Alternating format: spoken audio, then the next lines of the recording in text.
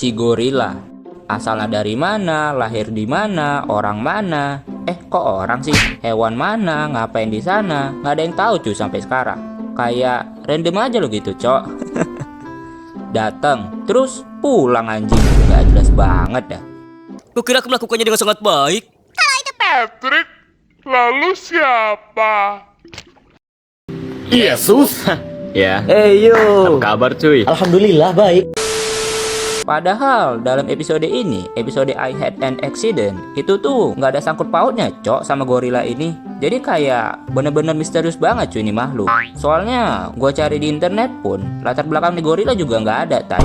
Cuman ininya doang lah pemerannya cuy, yaitu si Frank Welker, salah satu pengisi suara legendaris dalam kartun SpongeBob SquarePants yang mengisi beberapa karakter seperti kerang, terus kerang lagi, terus kerang lagi. Kuda laut dan gorila ini cuy. Selebihnya I don't know man tentang di gorila laut. Mungkin kalau kalian ada yang tahu komen di bawah ya. Capek gua cok nyari-nyari di Google dari tadi. Oke gas, tambah 2. No Face. Saat pertama kali diperkenalkan, No Face ini muncul dalam keadaan semi transparan cuy. Berubah-ubah antara terlihat dan tidak terlihat. Kayak lu tahu pocong nggak? Nah ini dia kembarannya.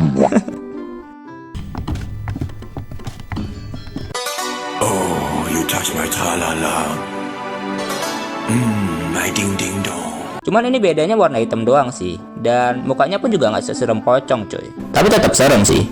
Dalam kisahnya, No Face ini diceritakan memiliki kemampuan yang dapat menyerap individu lain untuk mendapatkan kepribadian dan ciri fisik mereka. Tidak jelas apakah dia ini roh baik atau roh jahat gitu.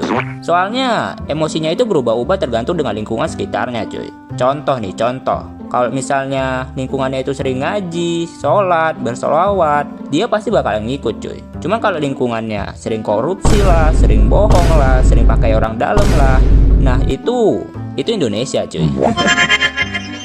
Terus bang, kenapa dia bisa dibilang misterius? Ya itu tadi, dia ini nggak jelas cuy makhluknya. Nggak punya nama, nggak bisa ngomong, kadang baik kadang jahat, mukanya datar. Dan ya hal-hal itulah yang membuat dia misterius cuy. Karena ya nggak pasti gitu loh. Toby. Ini kita berbicara sebelum identitas aslinya terbongkar ya sebagai Obito. Soalnya kalau kita ngomonginnya udah terbongkar, ntar susah pak, pakai baju lagi gitu ya kan. Nggak lucu.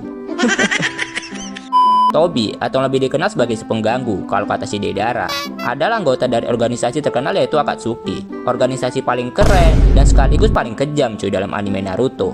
Nah, sebagai anggota dari Akatsuki yang kejam itu, Toby ini rada-rada unik cuy. Unik gimana bang? Ya unik lah pokoknya, beda dari anggota yang lain cuy. Kalau yang lain kan serem, kejam, jahat, jutsunya macem-macem. Lah kalau dia kebalikannya tai. Hal ini yang membuat dia terlihat misterius cuy. Bahkan nih ya, sampai Deidara sendiri, rekan kerjanya pun juga penasaran cuy, siapa pria di balik topeng ini. Soalnya aneh aja loh gitu cok. Masa iya organisasi sekeji Akatsuki ngerekrut pelawak macam ini sih? Nggak nyambung banget tai. Dikatain ini warkop DKI kali ya. Ya elah. Jenny, atau yang biasa kita panggil Jin, nggak ada bedanya sih, adalah salah satu karakter yang paling penting dalam cerita kartun Aladdin cuy. Dan juga salah satu karakter yang paling gua pengen ada di dunia nyata. Soalnya ya dia bisa ngabulin 3 permintaan kita cok. Buset dah, siapa yang nggak pengen gitu ya. Whoa. Wish fulfillment? 3 wishes to be exact. And ixnay on the wishing for more wishes. That's it. 3. One of those plays. No substitutions, exchanges, or refund. Di dalam dunia Aladdin yang normal, tentu saja seorang makhluk yang dapat mengabulkan permintaan itu pastinya terlihat misterius cuy. Maksud gua, lu lihat ada penampilannya. Saudara Krisna lu. Sama-sama biru ya kan? Ampun dah. Tapi bukan hanya itu doang ya. Si Jin ini juga asal-usulnya masih belum jelas cuy. Bapaknya siapa, emaknya siapa, lahir di mana, kenapa warnanya biru, masih belum jelas cuy. Cuman ini doang lah. Katanya dia itu adalah seorang mantan Buddha yang dipenjara di dalam lampunya sendiri selama ribuan tahun. Yang bener aja cok. Tapi nih ya, untung aja dia ketemunya sama si Aladdin. Coba kalau ketemunya sama emak-emak komplek, habis tar kuping dia berdengung anjing dengerin teriakan histeris mereka. Komiya dari anime baru nih. Waduh. Yakuemu atau yang dalam bahasa Indonesianya 100 meter adalah sebuah anime yang menceritakan tentang olahraga atletik, semacam lomba lari gitu, yang berfokus pada lomba lari jarak 100 meter.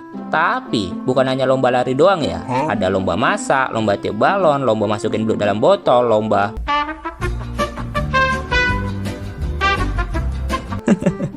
canda. Ceritanya lebih dari itu cuy, dan mempunyai maksud tertentu, yaitu lari dari kenyataan. じゃあなんで走ってるの？ぼやけるから。ぼやける？何が？現実。気が紛れるんだ。現実より辛いことをすると。それじゃ。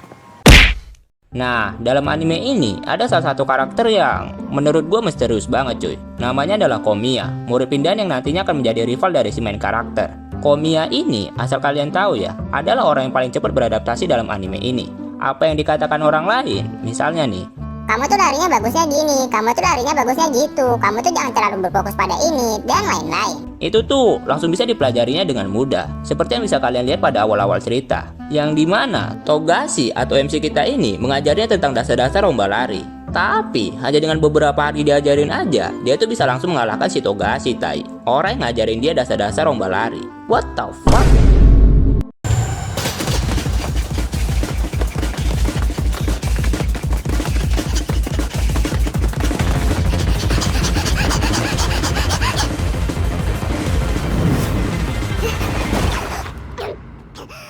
Johann Lieber, karakter yang paling diaku-akuin sama orang lain.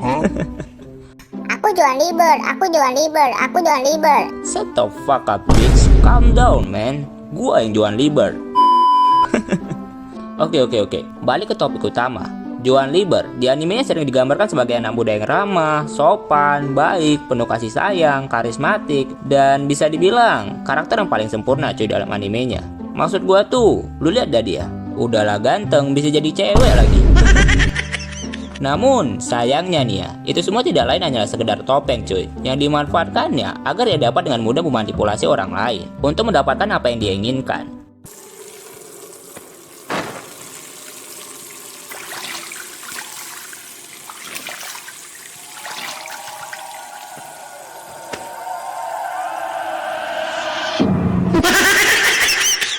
Misterius, tentu saja. Bahkan sampai cerita animenya selesai nih ya, motif dari penyebab semua tindakan yang dibuatnya itu nggak ada yang tahu cuy sampai sekarang. Cuman dia sama Tuan aja lah yang tahu.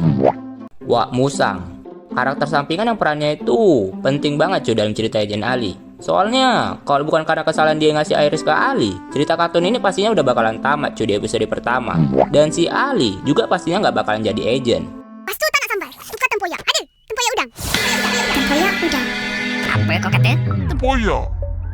Tadi ke? Tidak, Ade. Sudah pergi sana.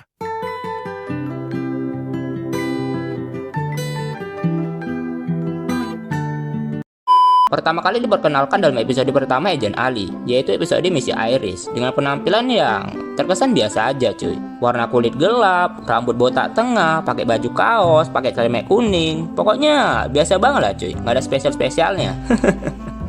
Tapi di balik kepala botaknya itu ternyata tersimpan barang spesial banget cuy. Iris, teknologi paling canggih ciptaan mata. Kamu ada barang nak bagi orang? Letak dalam ni. Apa passwordnya? Mau nyari kantong ajaib Doraemon terus bantuin Kurosaki nyari kitab suci lalu nemenin Naruto ngalahin Madara biar dia jadi Hokage, Pak. Ini gue masih bingung nih sampai sekarang. Bagaimana bisa barang sespesial itu dikasih sama orang kayak Wak Musang ini cuy. Gue masih nggak habis pikir cok. Soalnya anjing Iris cok. Apakah emang Wak Musang sehebat itu sampai-sampai dikasih tanggung jawab sebesar ini cuy? Fufu Fafa misterius? Jelas. Kenapa? Karena ini orang adalah orang yang paling dicari, paling dikagumi, paling misterius, paling keren, paling dah pokoknya cuy. Soalnya cuman dia lah orangnya yang bisa menghina Presiden Prabowo seterang-terangan itu.